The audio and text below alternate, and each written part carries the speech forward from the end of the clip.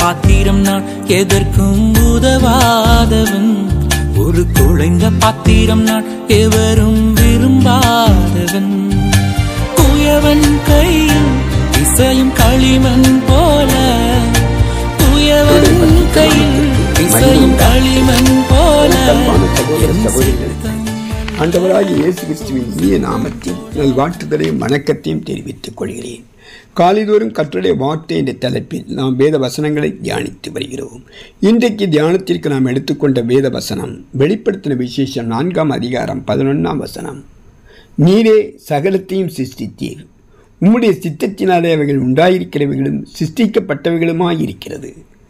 கர்த்தரின் சிருஷ்டிப்பின் வல்லமையை பற்றி நாம் பார்க்க போகிறோம்.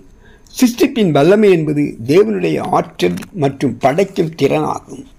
தேவன் எல்லாவற்றையும் தம்முடைய வார்த்தையின் மூலம் உண்டாக்கினார் என்று வேதம் கூறுகிறது. இந்த வல்லமை அவருடைய சிருஷ்டிப்பின் மூலம் வெளிப்படுகிறது.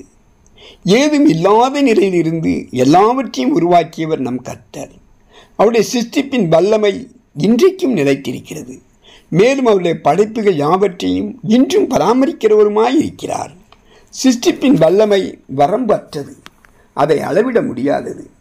சிருஷ்டிப்பின் அதிசயங்களிலும் இயற்கையின் அதிசயங்களிலும் தேவனுடைய வல்லமையை நாம் காணலாம். சிருஷ்டிப்பின் வல்லமை என்பது தேவனுடைய ஆற்றலின் வெளிப்பாடு மட்டுமல்ல, அவருடைய பண்பு, அன்பு, ஞானம் மற்றும் கிருபைகளின் வெளிப்பாடாக இருக்கிறது. ஆதியாகமம் 1ஆம் அதிகாரத்தை நாம் பார்த்தோமானால், ஆதியிலே தேவன் வானத்தையும் பூமியும் சிருஷ்டித்தார் என்று ஆரம்பித்து பூமி விழுங்கின்மையும் வெறுமையுமாயிருந்தது.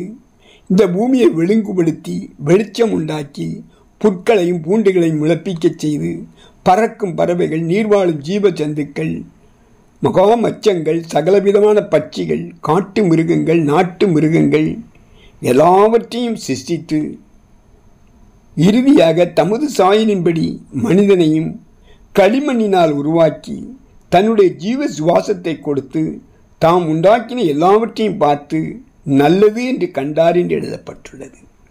இந்த உலக சிருஷ்டியை சற்று நாம் ஆராய்ந்து பார்த்தோமானால் அதன் மகத்துவத்தை நம்மால் உணர முடியும்.